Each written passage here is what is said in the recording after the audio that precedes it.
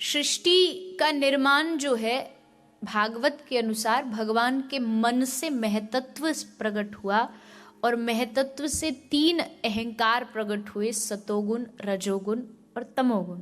सात्विक अहंकार, राजसिक अहंकार और तामसिक अहंकार।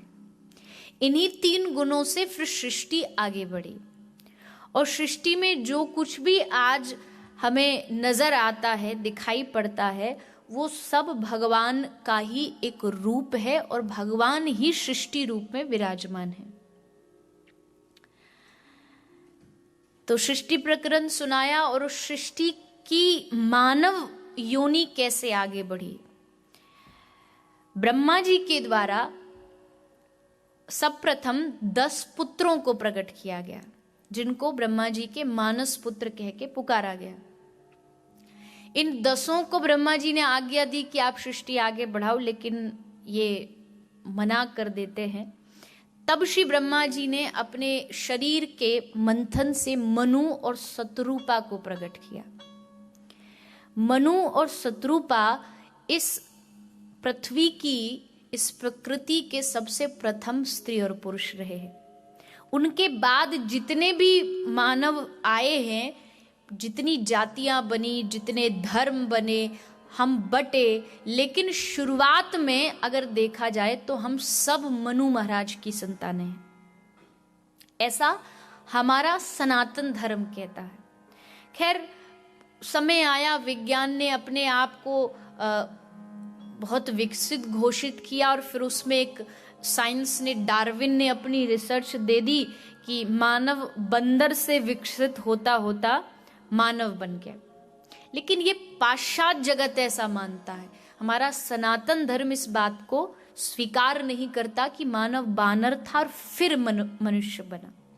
सनातन धर्म मानता है कि मनु महाराज से ये वंश आगे बढ़ा।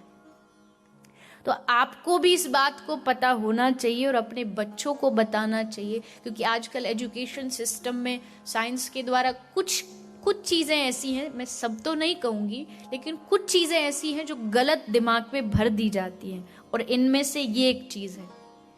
समझा दिया जाता है कि ये प्रकृति अपने आप चल रही है, जबकि हमें अपने बालकों को समझाना है कि इस प्रकृति को चलाने वाले भगवान हैं। प्रकृति अपने आप नहीं चलती, ये वायु अपने आप नहीं चलती, इसके पीछे एक तत्व है जो इसको चला रहा है, और वो तत्व ही हमारे धर्म के अनुसार भगवान का नाम दिया गया है। तो मनु महाराज से ये वंश आगे बढ़ा। मनु महाराज ने कैसे सृष्टि को आगे बढ़ाया, इनका वंश सुना रहे हैं सुखदेव जी कि इन मनु महाराज के घर 3 बेटियां प्रकट हुई, 3 पुत्रियां प्रकट हुई और 2 पुत्र प्रकट हुए।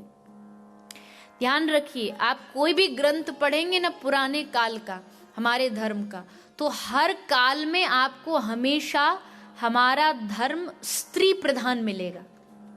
मतलब स्त्री जो है, नारी जो है, उसकी संख्या हमेशा ज्यादा होती है। मनु महाराज की 3 पुत्री हैं और 2 बेटे हैं। वहीं नवरात्रि की भी बात करें, भगवान शिव की 1 रात आती है, लेकिन माता दुर्गा की 9 रात्रि आती है। मतलब हमारा धर्म नारी प्रधान धर्म रहा है।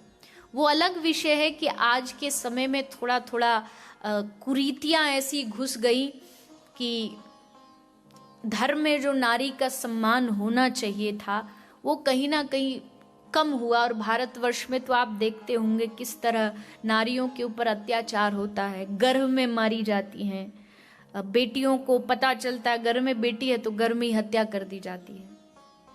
फिर जन्म भी ले ले तो उसको भेदभाव का सामना करना पड़ता है। घर में अगर उसका भाई होगा, पुरुष होगा, तो उसकी महत्वता ज्यादा दी जाएगी, उसके अधिकार ज्यादा दिए जाएंगे और उसे समझाया जाएगा तू नारी है, तू ये नहीं कर सकती, तू वो नहीं कर सकती। लेकिन हमारे धर्म ने कभी नारी और पुरुष में भेदभाव नहीं किया। हमारा धर्म हमेशा से नारी प्रधान रहा। तो मनु महाराज ने भी अपनी 3 पुत्रियों का खूब अच्छे से पालन पोषण किया। इनके वंश में माता देहूती हुई, जिनका विवाह कर्दम जी के साथ हुआ। और कर्दम जी के घर में 9 कन्या प्रगटी और अंत में इनके घर श्री कपिल भगवान का प्रागट्य हुआ।